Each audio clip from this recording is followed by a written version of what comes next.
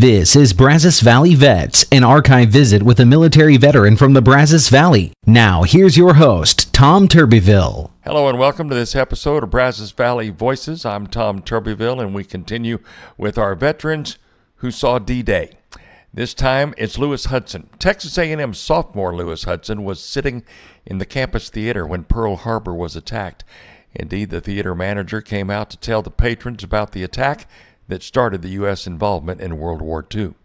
Louis Hudson was a paratrooper who got his training at Fort Benning, Georgia.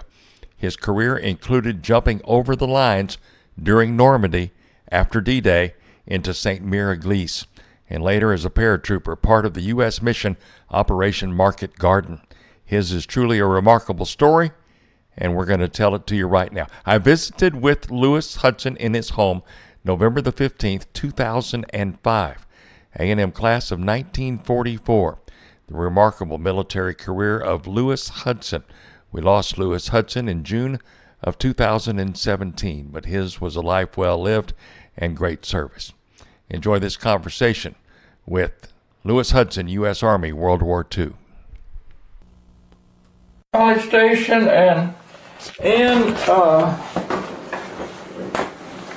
let's see, what's her name? Boykin. Right. She prepared this. Yes, you know, I've seen some of these. And this was from a picture that my brother found out. I was in Fort Meade, and he came down, and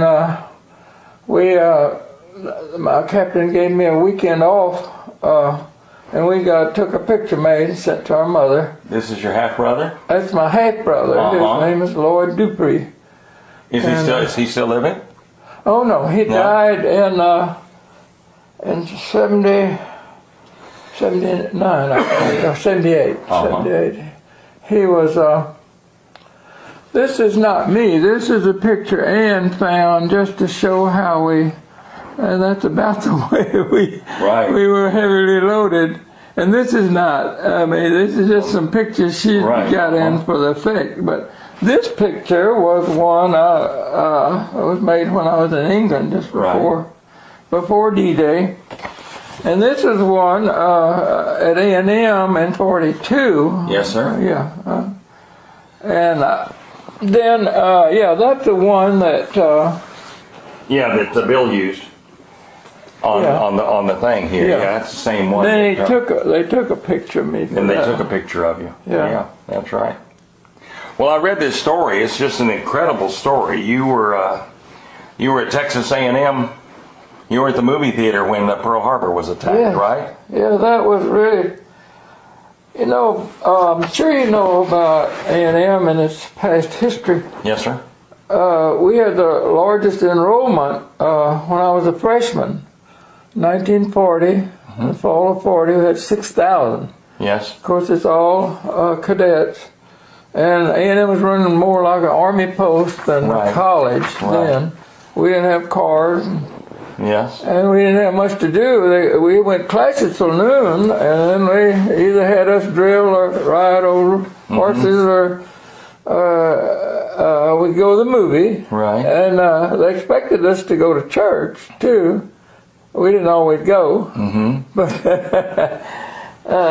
they didn't have such a clamp on religion back then. In fact, we were asked to identify what religion we chose. Right. I don't remember anybody coming by and recruiting us, but most of us were in the habit of going to church. I had read something quite a few years ago that the greatest church per capita attendance in the United States was during the Depression. Yes. And then World War II, because the Depression, they didn't have much to do. Everything was closed on Sundays, and church was a big social event. You bet. And it was a big impression on most of us, and I think very useful in the war. And then the war was kind of religiously oriented too. President Roosevelt prayed for the nation, prayed for the on the radio, and King George in England did too. And so I think maybe we were fortunate in that way. Yeah. We were. Obviously, your faith was very important to you. Yeah, I think, and in danger, we seem to turn to prayer Right. mentally or verbally. Right. So you joined up, or did you join up, or were you drafted? Pearl Harbor, they told us stay in school, at A&M especially, and I guess maybe other schools. Until you were needed. I became restless because it looked like we were winning the war, and I had already had 2 high school classmates killed, one in Italy and one over in the Pacific. Yes, sir. And had almost everybody I knew.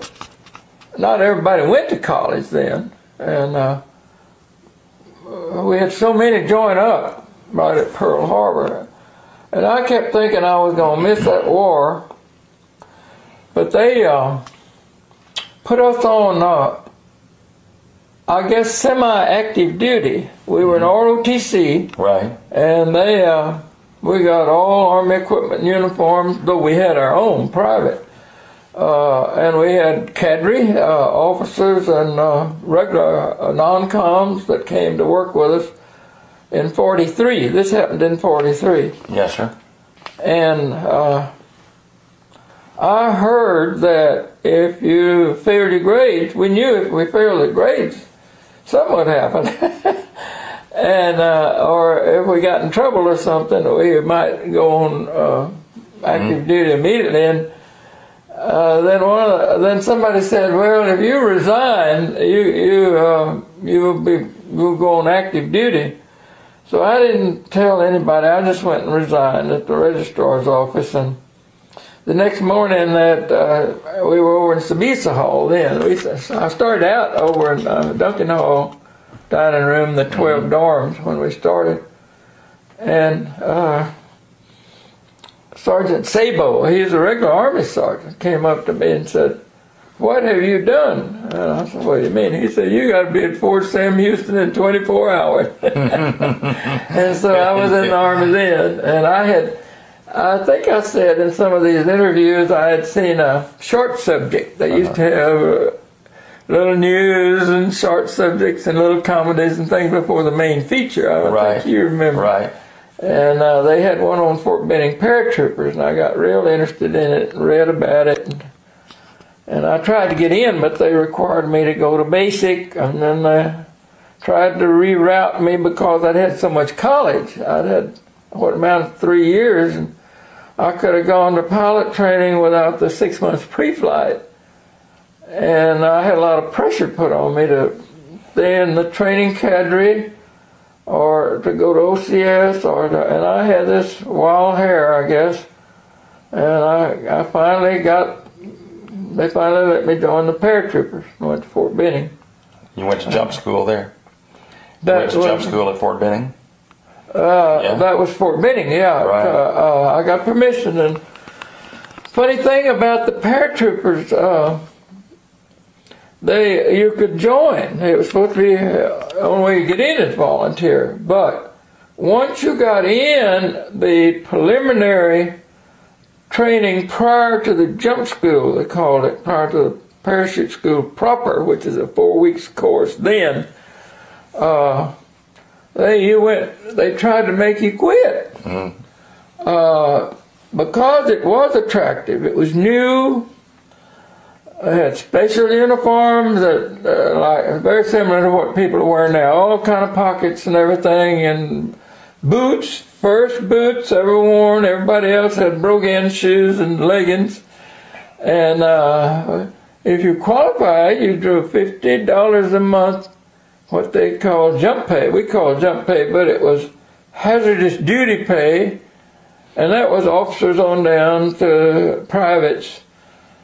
And that's a lot of money, because the regular common soldier private was making $21 a month. And so $50 just attracted worlds of people. Well, they had what I would call a Junction, Texas Bear Bryant way of getting rid of it.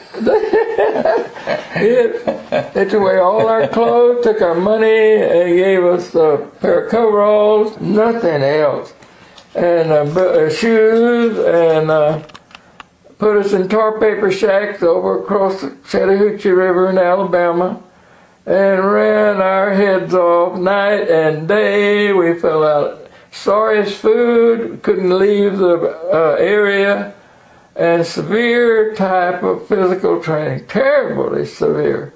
And it was about, I believe Bear Bryant must have heard about it. They called it the Paratrooper frying pan. And they lost a lot of guys because they say, like this, go down and we call it a quit slip, but it was a request for a transfer. And we won't send you back to where you come. It won't embarrass you. They encourage you to quit. I guess they didn't want to invest those 4 weeks and a lot of time and a lot of money, and then people quit before they jumped. Right. I'm talking too much. No, you're just doing fine. But you were eventually assigned to the 82nd, but you joined them in England. When we finished the parachute school, we got wings. That was another thing. Common soldiers, didn't have to be a pilot or anything. I thought I'd show you one. I have these, my original graduation wings. They were sterling silver, and now they've got little clips pins that clip on, but those pinned on just like a safety pin. Yes, sir. And we were very proud of them. You bet. And for a common soldier, it was a great thing. And I was a private. I was supposed to have been an officer, and I'm a kind of an embarrassment to A&M, really, because we turned out officers. Afterwards, we turned out lots of officers, I think, in World War II, more than any other one place. Have you ever heard that? Right. Yes, sir.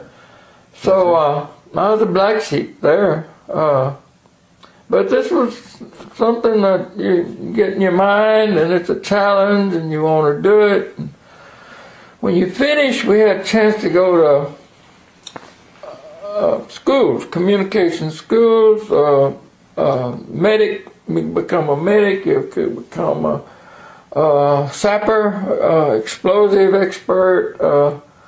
You go to ranger school. You could do a lot of things. But I found out you could volunteer for oversee replacement. Mm-hmm. And that's the quickest way to hopefully get into combat, get in the war. And I did. And so I got sent to a place in North Carolina near Charlotte, Camp McCall, which was called a paratrooper pool. It was where you were waiting to be assigned and so forth. And then a whole bunch of us went over as replacements to the 82nd Division, which was the first real tactical division of paratroopers and glider troops, airborne troops. And they had trained in North Africa, had been July 9th, they went night invasion of Sicily, airborne invasion, the first huge American airborne assault. And then they, after Sicily fell, they went back to North Africa, and then they were used to reinforce Mark Clark's Second Army, and was considered as saving a disastrous situation over at Salerno, jumped at Salerno at night. And they fought in the Italian line, main line, all the way up to Naples. They were taken out. Part of the division was used in a seaborne assault on the Angel beachhead. And then part of the division was brought up to England, and then later that other part was brought up to England. And I went over in February of '44, the largest convoy that ever crossed the Atlantic. And the flagship of the convoy was the battleship Nevada, which I thought my half brother was on.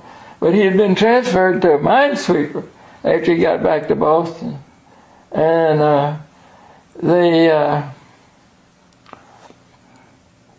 well, we went over. There were two regiments already organized that went over with us, 507th, 508th, that went to the 82nd for the invasion. And then there were a lot of replacements, and then the 101st had gone over about then. I've forgotten exactly when, but anyway, we got to Ireland. They put us up in a camp overlooking Belfast Bay, and there's a battleship was sitting in the middle of it, and I tried to get there. Of course, my brother wouldn't know it. I didn't know it. And then they took us on seagoing ferries over to Scotland. In Scotland, we were bivouacked, and then later taken down by train to the what they call the middle of England, the Midlands, and that's where the troop carriers were, and where the airborne 101st and 82nd were both in that general area, and trained real hard, and we were involved in the D-Day assault the night before the the beach assault. It says that you actually took off about 10 o'clock. Yeah, I remembered it sometime. The night before D-Day. Yeah. And you jumped behind the German lines? Oh, yes. While the beach invasion was going on? Yeah, they were, I think they went in around daylight. Right. There were two American divisions, one British and one Canadian on those four beaches. Right. And the Canadian had a airborne division that jumped behind the beaches, and the British had one behind a beach, and then 101st dropped behind Omaha Beach. We dropped behind Utah Beach. The airborne assault left England and flew south and turned, and didn't know this at the time, and turned and came in over the western shore of the Normandy Peninsula. They called it the Cotentin Peninsula, of where Cherbourg was up. And then they dropped us in.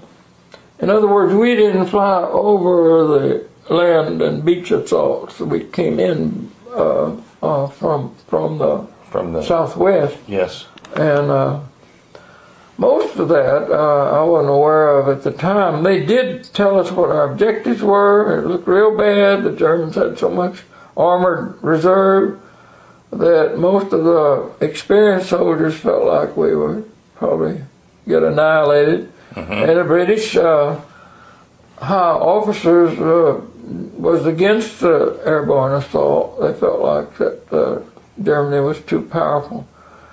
But Eisenhower ruled to do it, and he said later it made a lot of difference. Now, when you landed, I know you said that your unit landed pretty much everywhere. Where did you land? Our division objective was a small town called St Mere Eglise, and it was a hub of roads and things leading up to the beaches. And our 3rd Battalion was supposed to take it, and remnants of it did. The 1st Battalion was to protect from the southwest, and the 2nd Battalion from the north, to try to, because we knew we'd get the reserves coming up, to try to repulse. And so our 3rd Battalion commander had kept a flag that he had flown at the flagpole at the City Hall in Naples, Italy, when it fell, when it when they surrendered, the Germans and Italians surrendered to our division. He kept that flag and promised before we left England that he would fly that flag over the city hall in St Mere Eglise by daylight of D-Day. And he did. He got about 180 paratroopers. We were scattered everywhere. It was night. A fog came in. And probably our regimental combat team probably had about as good a jump where it was supposed to be as anybody. Close to St Mere Eglise, some right in top came into the town. Most of them were killed. Where did you jump? Well, where did you? That was hard for me to think because it was dark and we didn't know much. But as I you weren't in look the town, back on it, I figured I was 2 to 3 miles from the town. South of St Mere Eglise, and got into St Mere Eglise with other paratroopers during the day, during D-Day morning. Right. After the town fell, they had a German garrison there, and then of course we were under heavy attack everywhere. But I guess that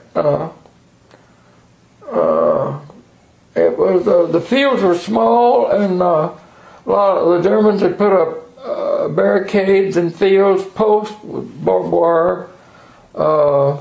Our gliders that night took a beating. They even in the daylight the next day, gliders coming in took quite. They really ran into a lot. The fields were so small in that area. You were under pretty much constant combat, though, for yes, we were, and day and night days, because they wanted to get rid of us real bad. We had mined roads. We had disrupted communications. Of course. What kind of rifle did you carry? I carried a M1. M1? Mm-hmm. Yeah. They offered us the carbine with a folding stock, which our M1s were big and bulky compared to the Thompson submachine gun or the folding stock carbine, and carbine carried more ammunition. And probably had we known what kind of terrain we knew, but it was so vague, we would have more chose the carbine because of bigger clips. And M1, though it was the greatest gun, I believe, the greatest rifle. Right. Of course, I guess they got better ones now, but at the time it was great, and we were used to it. And a lot of us hung it over our shoulder by the strap with the muzzle down, with the muzzle tied off so we wouldn't get dirt in it, but under a parachute harness, and we jumped with it that way, and it was, once you got out of your harness, it was ready to use. You'd take it apart and clean it a lot, would you?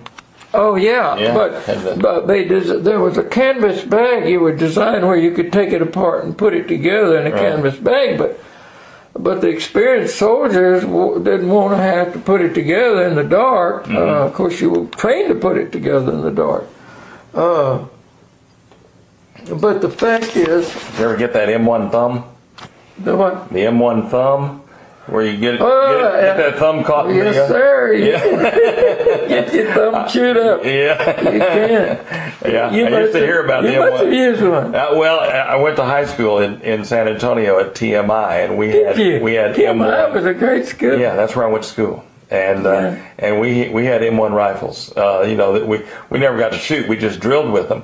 Yeah. But part of our junior ROTC training was to field dress an M1, take it apart, put it back together, and we do it. To look into it. Part of your inspection was to open the cylinder, and your commanding officer would inspect inside there, and then we would have to do that release the Boom. boat. Yeah. And if you didn't do that quick enough, you got that in one thumb. Yeah, I remember that. I got a few in one thumbs. Once you're in combat, you can just about choose anything. Exactly.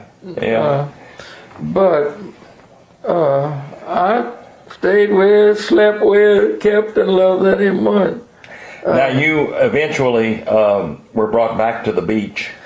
We were in, I would say, almost constant combat or combat conditions. Right. For over 30 days. And then they brought us back. We marched we almost got over to the western shore, or pretty close. And we had real severe combat conditions. Then we marched all the way back to Utah Beach, and they went back to England on LSTs. Now at the beach, there were still the rather ugly remnants of the invasion were still on the beach, right? Still there. Stacks of personal equipment, guns, and from wounded and killed soldiers, and piled up. Going down the road, Sherman tanks that had been destroyed in the ditch, lots of damage. They still had barrage balloons, or they'd put up barrage balloons. I guess they had them up during that beach assault. I don't know, but had most of the dead been removed by then, or been buried, or yeah. Well, a barrel cruise. Well, I'm sure you could find dead somewhere. Yeah, sure. Because I guess when people are wounded and sometimes die of wounds, they crawl off. And I've heard people say that. Going back, we passed barrel crews, and they, of course, have to go through a lot of things. But after they get so common, notice they were just throwing them in like cardwood. But they make, they have to do things where they got dog tags and things like that to try to have identification. But once then, they just throwing them into trucks to go to a barrel. Yeah. And so you went back to England. I know you got to clean up and bathe and all of that, and then. Oh yeah, and they gave us half the division got a week off. Recreation. Later in the wars of Vietnam, I've heard them call it R&Rs, but they just said we had a week. We could go sightseeing, or a lot of us went up to Scotland to just see we'd heard more about Scotland, and when we came in through Scotland, we didn't see much of it. And then people went to different places they'd heard about. I had some friends that went to where Shakespeare was, and some of them went to London, and it was really a holiday. And we came back, and then the other half of the division got a week. Then they loaded us up to go into Belgium to hold bridges and crossroads. And we were in the plane, the motors were running, they called it off. The advance was going too fast. Then we went back and trained in September. Went into Holland, September 17th. You told Bill Youngkin a story, a rather horrific story about some Polish paratroopers, and one of the Polish paratroopers refused to get on the plane. Oh, I told that story because I saw it. It was a plane next to us, and I inquired about the crowd around there. After we were deplaning, we were going to go back to camp. And someone that had been over there said, this was a Polish brigade, paratrooper brigade. They had been in England and trained in England and had been in Normandy. And I think, no, I don't think they had. I'm vague about that. I don't know about that. But said that when they were loading this Polish paratrooper refused to get on the plane. And his officer ordered him on the plane, and he refused, and he shot him. Yeah. Shot him in the head and killed him. And it just attracted a big crowd. And it was so ironical because the mission was called off. Right. In other words, had he gotten on the plane and may still be alive. he would have lived. lived. I don't know what caused that, whether he had a premonition. Soldiers are just like everybody. They get premonitions and have dreams. And you ended up jumping into Holland. Talk about that, Operation Market Garden. This was compared to the Normandy jump, and what they tell me about the jumps in Sicily and Italy, it was daylight. Yes, sir. And we pretty well had air supremacy. And we flew in through a tunnel of protective aircraft, British and American, and they were zapping everything along the way that was shooting up, ground fire. And the jumps were in open fields, and very little injuries, very little, very few people under fire at the actual landings, airborne landings. Then we were able to take our first objectives pretty early, bridges. We were trying to hold bridges. And it looked like a piece of cake, but then we just had constant, terrible counterattacks that lasted the whole time. Our division's main objective was a bridge at Nijmegen. Yes, the 101st main objective. We had little bridges in between. I had a huge bridge at Eindhoven, and then the British was trying to bridge at Arnhem. But I later read about how much they had a lot of snafus, a lot of things that didn't work. The radios didn't work. They had misjudged the German strength and the defenses, and they just about got wiped out. And so it was eventually called off. The operation was called off. We went back into North France, and we're in North France when the December 19th battle they called later the Bulge, the Ardennes battle. Right. Yeah, and that was really bad.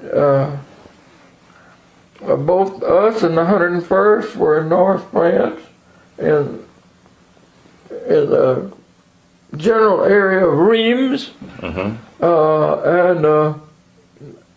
got word.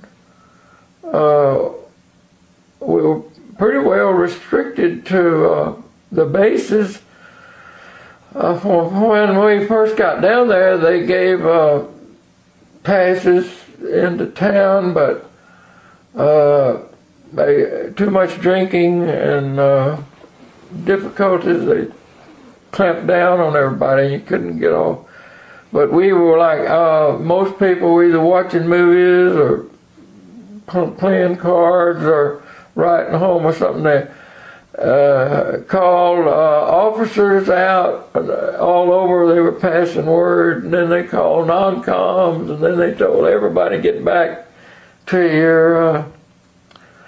Our outfit was in a French artillery post, masonry barracks, and really nice facilities that the Germans had occupied. It was near a little town called Sweeps.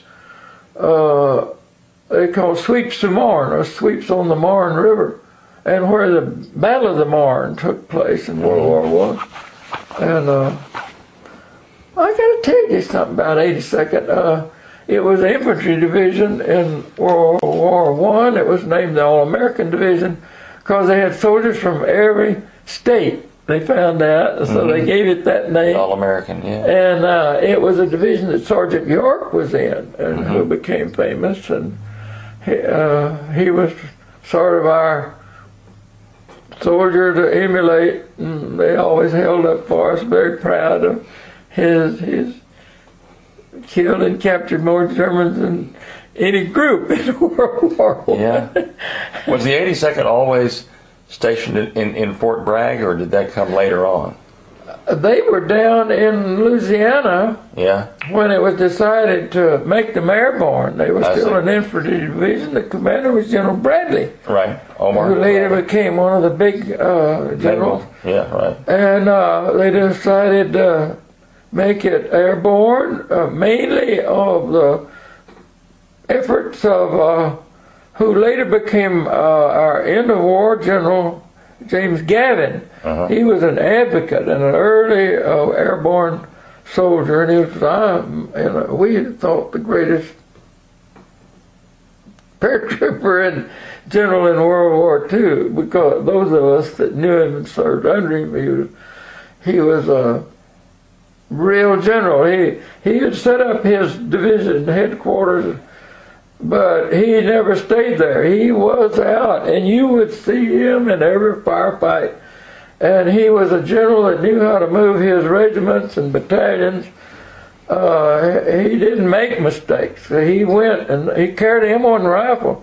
He jumped out of the first plane, the first man out, after the Pathfinders had went in, and greatly admired and loved by every soldier that ever knew him.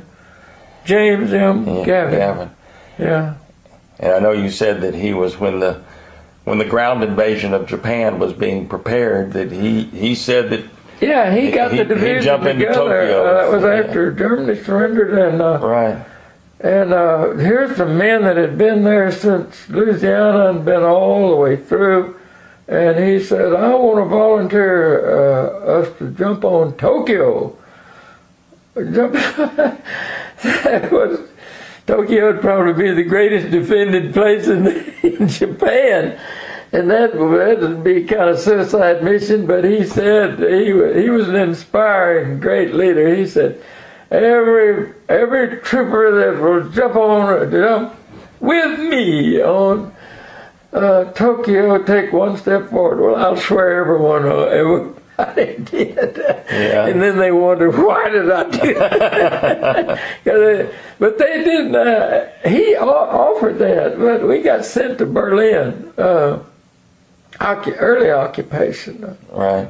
Yeah. The Battle of the Bulge, going back to that's probably known as much for the horrible weather as it was for the battle itself. It was just we heard it was the worst weather they'd had in a century. You were fighting with frostbite and terrible, keeping your feet healthy and just everything. Trying to keep your feet from freezing and your fingers from freezing. It was a big job. We really didn't have that kind of clothing, and that you weren't prepared for it. We our combat uniforms were pretty good. They were heavyweight, but my gosh, you're talking about sub-zero weather times, and we had things like thaws would come, and there'd be a melting, and then a freeze, and they'd run vehicles on that stuff, and artillery shells would ricochet off that ice, and like airburst and stuff like that. It was quite a sight. And then you'd have another warm spell, and we lost our wire jeep laying telephone lines, and 4 veteran soldiers were killed. The jeep fell through a soft place and hit a mine, and destroyed the whole jeep and killed 4 paratroopers. You talked about later after a German army had surrendered to you, German 21st had surrendered to you, an encounter with the Russians and a Russian tank that you weren't sure what it had in mind. 21st German Army Group surrendered to our division, and I was a T4 sergeant. Yes, sir. And I was assigned to be a bodyguard to the officer that was being sent out to meet the Russians. And we had a Jeep driver, and we went in a Jeep. Well, the German army had surrendered. They still had their weapons. Their 88 artillery was in them were still. I just thought we were going to be wiped out any minute, until pretty soon we just kept going. In the meantime, there were, as far as you were see, soldiers and civilians and carrying and walking, bicycling, anything they could get, were trying to get behind us, away from the Russians, who they knew were just annihilating everybody they could get their hands on. And so we just kept going. 24 miles into what had been our line was this was north of the Elbe, south of Hanover, into Germany. We had crossed the Elbe several days, 2 or 3, 4, I can't remember, after they had first met down south. And the lieutenant was assigned to meet, I think he was, can't remember, he wasn't one of my officers, he was an officer sent out at division headquarters, but they gave me the job.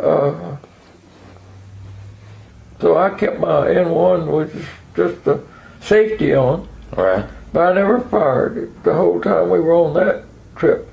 And we got as far as a place called Ludwigslust.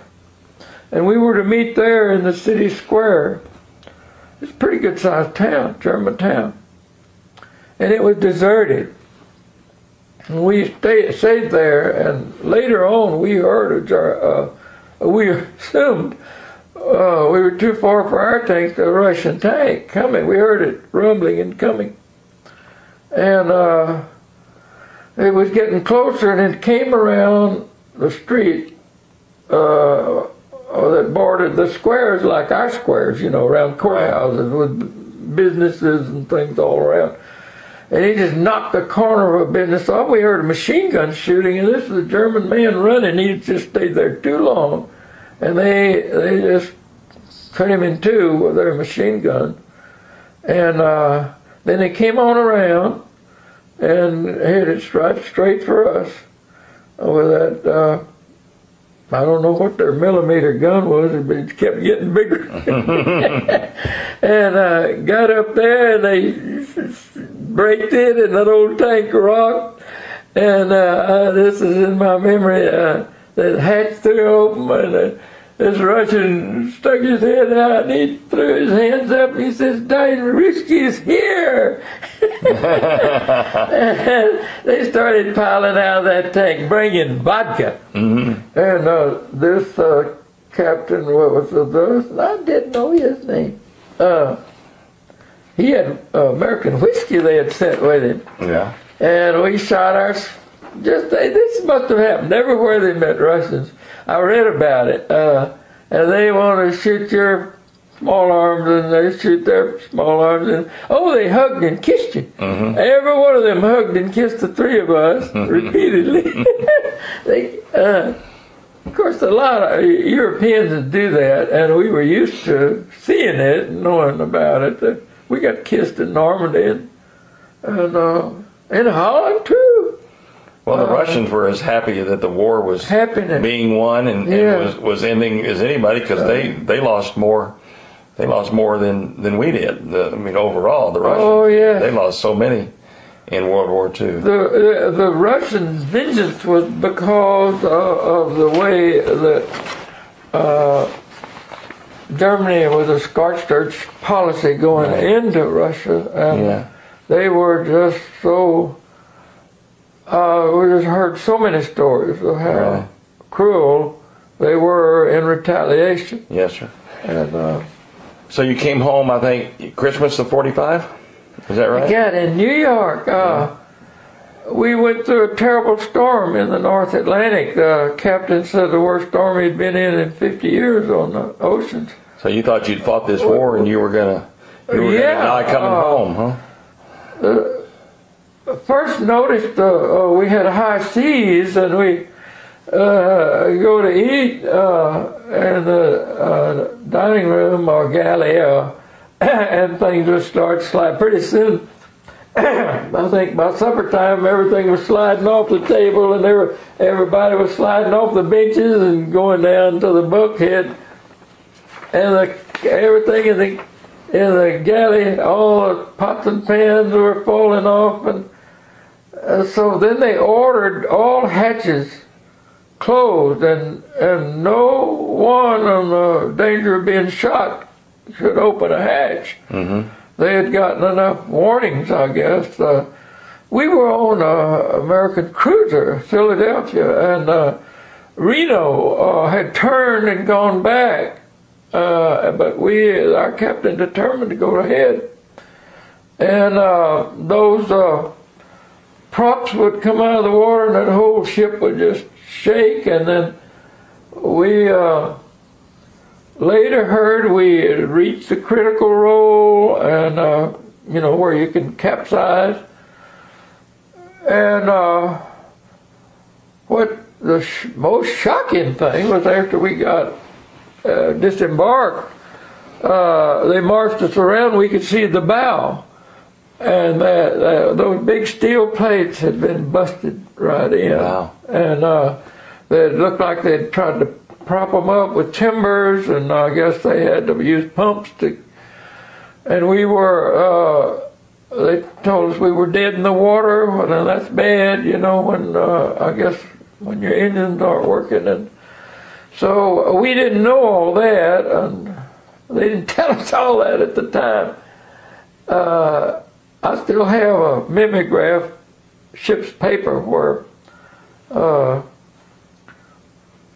it told us a good bit about the crossing, and it was pretty hairy. Yes. And but we didn't lose anybody, and nobody injured. That captain was something else to bring us home. We got to New York City on Christmas Day. Christmas Day of 45. 1945.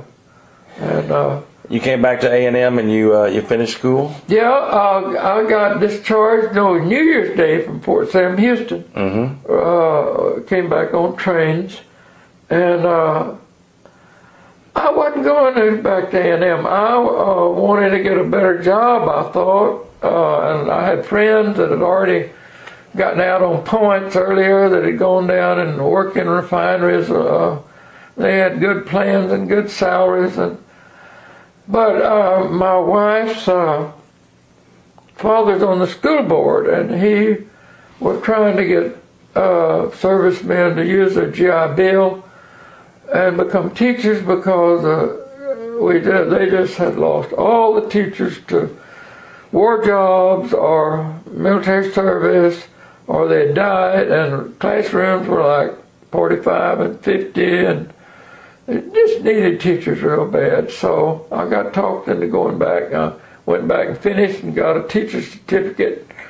Went over to Somerville, where he was on the school board, and where I was raised, more or less. Mm-hmm. And he had kept saying, well, you owe something to this community. You need to do something. And so he had to get off the board, because I was married to his daughter, and nepotism. So you taught over at Somerville? You taught at Somerville? Yes, I taught physics and chemistry and math in the grade school. Mm-hmm. For 3 years there, and then I was offered a job down in Wharton County in a rural high school. There was a lady from Somerville who was married to the superintendent down there, and they'd come up and visit. Her mother was our dietitian in the Somerville cafeteria, and I got to know them, and he offered me a high school principal job, mm-hmm. and half teaching down at that at a place called Louis in Wharton County. Mm-hmm. Right. Then I later went to El Campo, where I was offered a job as a junior high and coordinator of 5 rural schools and 2 elementary schools in town. and it paid good, and I took it. And then I came to Bryan because my father died, and I wanted to get closer to my mother, and got a job as assistant principal at high school. And then they made me head principal over Stephen F. Austin. We had a 8th and 9th grade school over there then. Right. It was a large school, and I stayed there till I retired. When was that? I had 37 years, but my mother bought my retirement time in the military. You could buy what you would have paid into the retirement system. And so she gave that to me. So I had 40 years on retirement, and when Dr. Summers retired, a whole bunch of principals went out with him that was eligible. And that was good because Dr. Gordon got to put his almost everywhere. all the older principals went out with Dr. So when did you Summers. retire from 85. SFA in 85? Then I got talked into being bailiff in the College Station City Court by Phil Banks, who is an attorney here, but he was city judge then. Right. And I didn't want to, I retired, I didn't want any job, I didn't want to do anything. He talked me into it, and I worked out there 14 years under Phil Banks, and then Steve Smith, and then Randy Michelle, and then Trip Walter. Right. Was the last. Great judges, really. Outstanding. Well, Steve Smith and Randy Michelle are still judges. Yeah. And it was really an interesting job, and primarily because the minor offenses, parking and speeding and underage drinking and loud music are done by the Aggies, and so we really had an educated clientele. I really enjoyed it. But they went to full time. I started as 2 afternoons under Phil Banks, and I had a good bit of time. But then when Trip Walter came in as a full time judge, and I was working from 8 to 5, and then we had night court. And my wife had some heart trouble, so I retired after 14 years with a College Station. But I really, it was a joy. It was a joyful job. It just got too much. I couldn't, I wanted to be with my wife more because I wanted to be able for her to live as long as I could help her live as long as I have. What's your wife's name? Her name is Joanna. She goes by J.O. Joe. And how long have y'all been married? We'll be married in December, 59 years. We got married the day after Christmas. And it's not a good day to celebrate an anniversary because you had all the celebrations you can handle at Christmas, you know. Right. And we hardly ever went out. Her mother worked in the bank in Somerville and secretly left money to her family, and my wife kept hers and let it draw interest. At our 50th anniversary, she took her and myself and our 3 daughters and 2 grandchildren to Hawaii. And we spent a week on Waikiki Beach. Wonderful. And the son-in-law, we just had one son-in-law, but he is a person that likes peace and quiet. He stayed home. He said he had more fun than. So you all have how many children? We have 3 daughters. 3 daughters there when they were little, and the oldest daughter lives in Austin and was the only one that married and has a son that went to UT. I tried to make an Aggie out of him, but he was raised in Austin in a little band. And he's 25, and the granddaughter's 20, and he's 24, and she's in New York going to Fordham University and wants to study law. And then the next daughter finally became a minister, but she worked at A&M. She became a teacher and taught at Richardson High School in Dallas, and then when A&M raised a requirement on English, she got a job as teaching English out here at A&M, and then became an assistant to Dr. Coltis in student affairs. Right. And then she wanted to become a minister in the Methodist Church. And against all our advice, she went to the seminary in Dallas and then stayed over.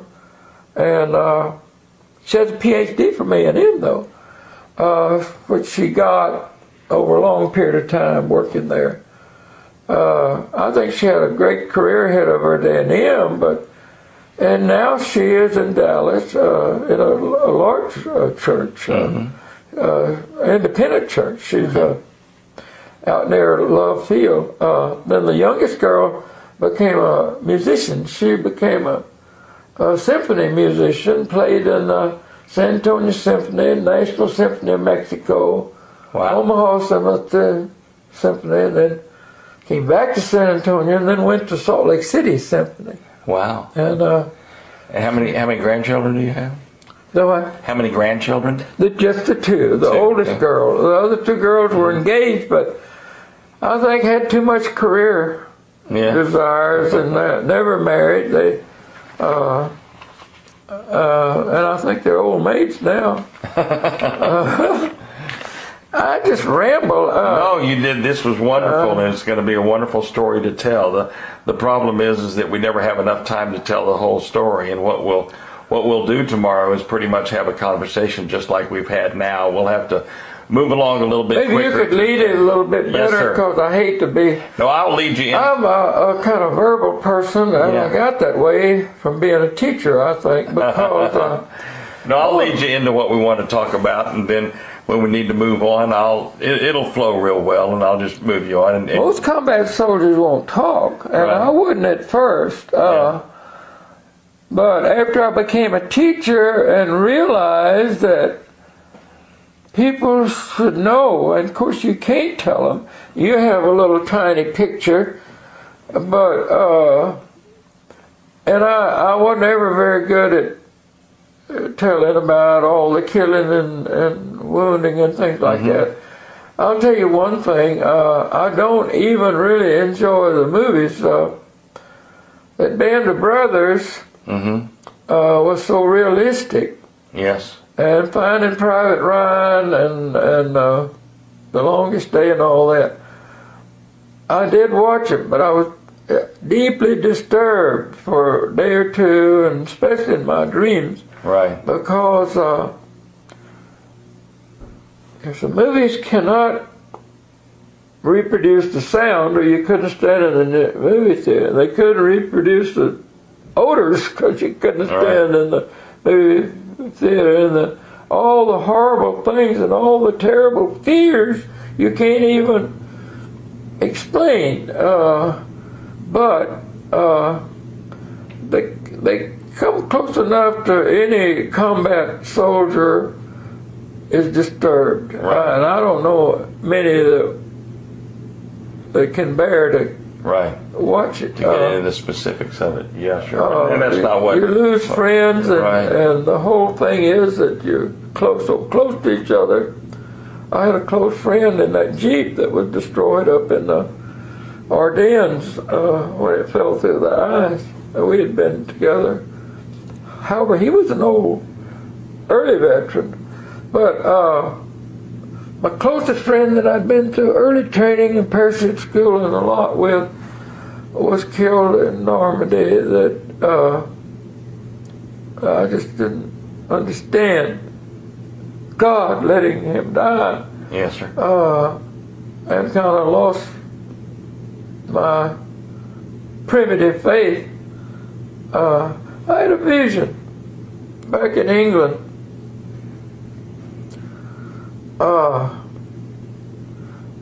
After his name was George Eichler, and he's from California.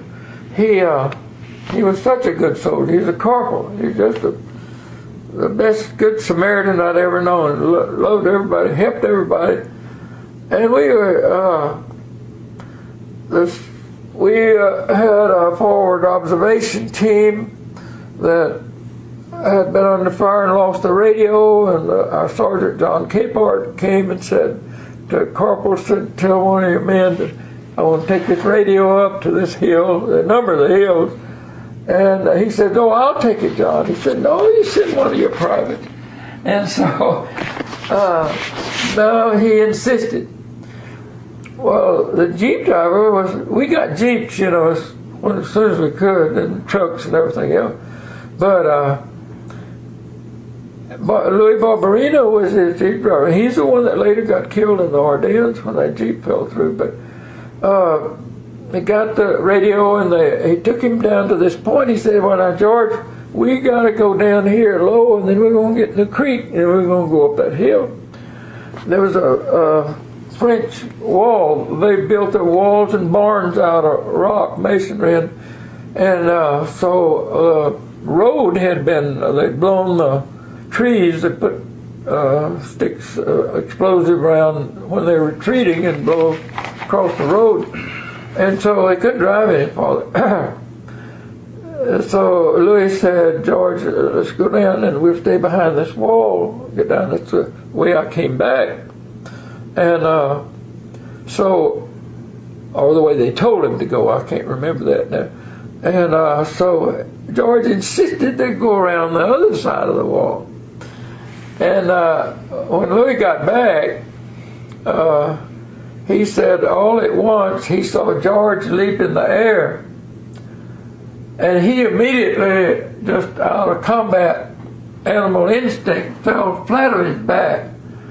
Well, they depressed their machine. They were using what we call a machine pistol. It's the most rapid fire gun we'd ever heard of. I didn't know the name. But they had shot the tip off his helmet, the tip off his nose. He had bullets in his jacket that had gone through his jacket, shot the tops off his boots. But they couldn't depress it enough to kill him. And he wiggled out of that place and got in that Jeep and came back. And told our captain and all what happened. And he came to us. Well, we just went off running to attack the Germans. They had left. And I guess I was the first one to get to George. And he was on his back. There were 4 bullet holes about that size right in his chest. Of course, he bled out his mouth. And I just cursed God. And it really, really was something I'm so ashamed of. But you have strange feelings like that. Sure. And I just missed him a whole lot. And after we got back in England, I was on guard duty one night. I never had forgotten him. And I looked over, and then we had a little moonlight. And there he was standing there in my mind. Mm-hmm. But I swear I thought I saw him. Wow. And my nickname was Lou. I said, "George." He said, "Lou, everything's all right." I said, I went toward him, and it was a vision. He wasn't there. I think somehow in my mind that sort of relieved my... Gave you closure. Yeah. Yeah, right. And then I could think more rationally. But I'm not the first one that blamed God for... No, of course not. Letting people... Right. You know, I think people that lose babies sometimes... I had a couple one time, a beautiful couple, Christian, active in the church. They wanted a child. They finally got a child. The child died in infancy, and they wouldn't go back to church. They wouldn't. They were totally washed up until later. Mm-hmm. They came back, and then they had other children. Right. And I guess things just happen to you. But soldiers are prepared. George got killed about, I think it was like about November 16th. I did have it down, or 18th or somewhere of June. See, we went in June 6th. And we had others killed, close friends too. So it was just that we had a close bond, personal, and I guess that's the way it does. But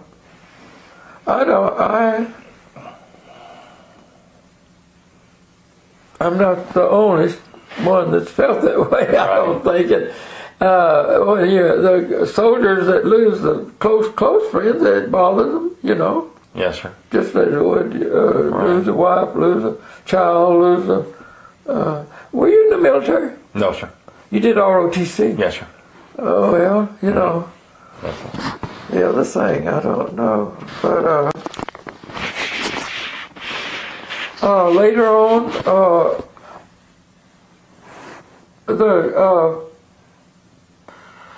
you could, I didn't know this, but after the war, our division put out a book where everybody in the division, that they could trace where they were killed, what outfit, what was the circumstances, died of wounds or killed, or was it an accident or whatever it was, and where they were buried, and then later on if their body was brought back home. And I didn't really know they did that in World War II. I knew they did it in Vietnam. Right. They brought them home to be buried, didn't they? Right. Yes. Yeah. My mother's first husband was killed in World War II, and he initially was buried in Hawaii. Yeah. Because that's where he was killed during a training mission. Yeah. In Hawaii, and he was buried there until after the war was over. As a matter of fact, he was killed. He was killed and buried in 1944, and they did not bring his body home to be buried in Austin until 1948, 4 years later. Well, I think in George's case it was later too, you know, several years after the war when they get around to doing all that. Right. Matter of fact, my mother had already remarried my father, okay? Her first husband had been killed in the war in 1944, and then 2 or 3 years later, she remarried the man who was my dad, and my mother was actually pregnant with me when she went to the final burial of her first husband. Well, she always admired my dad because she had 2 other children by her first husband, the one that was killed. But he was open and loving to her to understand. Oh yeah. As a matter of fact, he babysat her 2 kids who had become his kids by now. Yeah. He babysat her 2 kids while she went to bury her first husband. He was a great man. He was a great man. He really was. Man. He was very understanding of all of that. So because it was 4 years later that they brought him back to bury him in Austin, and it was amazing. Well, let me tell you what we're going to do tomorrow, and it's very simple and it's very easy.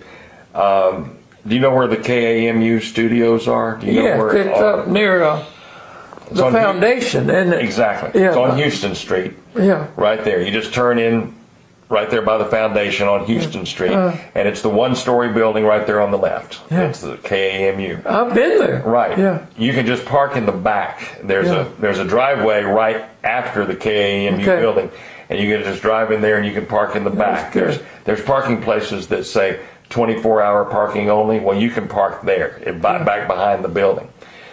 And if you could be there around 1:15 tomorrow, that'll be good. Yeah, I can be there around 1:15. And you can wear whatever you want to wear.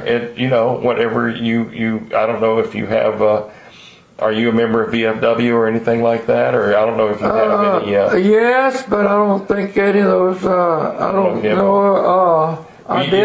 You can wear anything that you wish.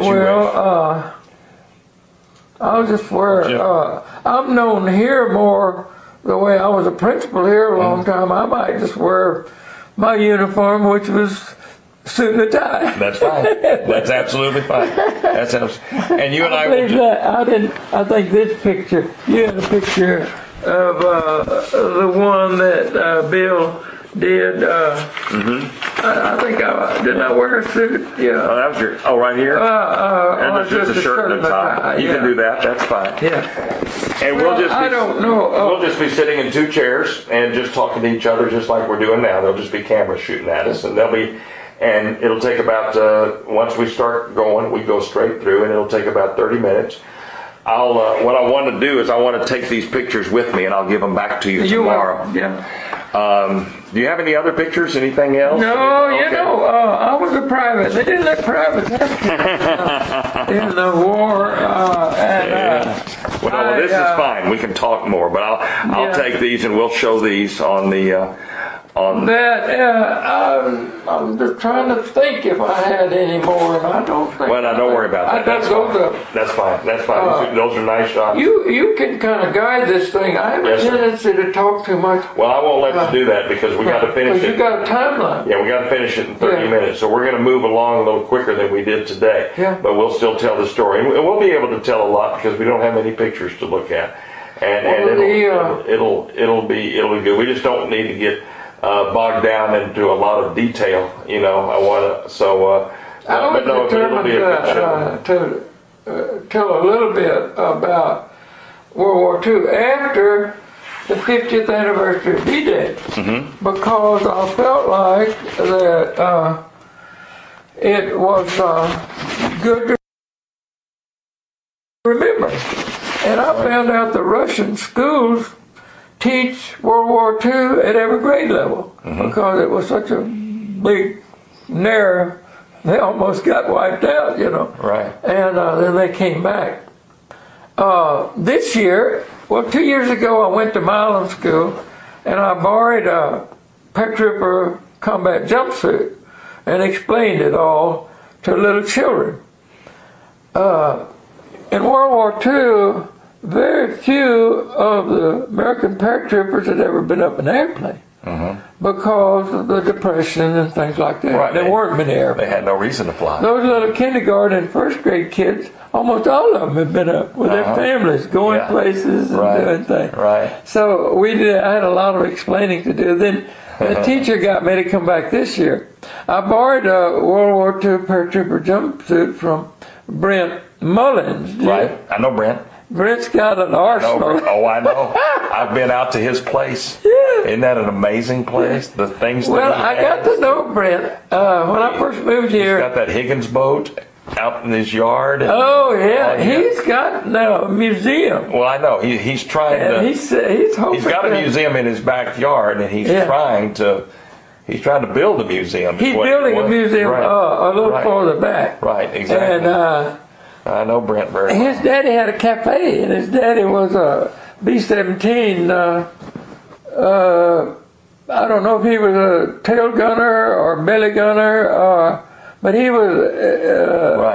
Bert Mullins had a cafe at Sunnyland Center down there, across from where that eating place is, where you can eat all you want, you know. Yeah, and he just died not too long ago. Recently, Bill Youngkin wanted to interview him, and I said, "Why don't you interview some Iraqi veterans and then more recent veterans, Desert Storm and Vietnam?" He said, "We're going to get to them. We're trying to get to World War II before they all die off." Yes, sir. Yes, sir. Yes, sir. He was in Vietnam. Yes, sir. He was a paratrooper. Yeah, he's been on my show. I had him on. I had him on my show to talk about not only his service, but to talk about the newspaper series that he's doing too. So he's been at it for about a year. And I had a jumpsuit. Right. And Brent, in high school, when I was assistant principal up there, his daddy got into more than me. I got to eating breakfast there because I went to work and did my paperwork early in the office. And so he told Brent, and Brent started collecting World War II memorabilia. So he asked me if I had a paratrooper jumpsuit, and I said, yeah. He said, I want to buy it. So I said, well, I'll give it to you. No, I want to buy it. How much you want for it? So I said $10. The darn things now are selling for $500 to $1,000. Yeah. So I went out there to visit. He had an open house one time. I had people, these collectors from everywhere. His daddy told me, and we went out there. And I went in his office, and he had this mannequin with a jumpsuit on. And I said, "Yay, you got a..." He said, "That's not yours. That's not yours." I think it's a new one. Yeah. Because I took it off that mannequin and the boots and all and wore it 2 years ago, and then I did it again. And then I went out to the Brazos Christian School and did it for their whole kindergarten through grade 12, and did a little type program for it. I bring out two things, and this is what I saw. I saw more prayers and more praise in World War II than I saw profanity. Yes, sir. I saw more people turning to God and asking for help and praising God than I saw cursing God, or using that type of profanity. And I try to bring it in, and I try to tell children, learn to pray. Learn to pray from your mother, the little children, and then all the big kids. Learn to pray for everything, because then that's what I saw in World War II. These soldiers had the habit. They had been going to church. They had been praying in the home. Their daddies had been reading the Bible in the home. They turned to God out of habit. And some died, some were wounded, some were saved. But it was a thing that I saw and observed. And I got 1,000 stories about how it was a natural reflex. Yes, sir. And it's one of the greatest things that there is. So that's what I get into those little talks we did. You bet. That was the amazing conversation with Louis Hudson. We talked to him in November of 2005. Louis passed away in June of 2017. Was honored to hear his story of service, Operation Market Garden, and the jump over the lines at Normandy into St Mere Eglise. Louis Hudson, World War II U.S. Army. Thank you, and stay tuned for the next episode of Brazos Valley Voices.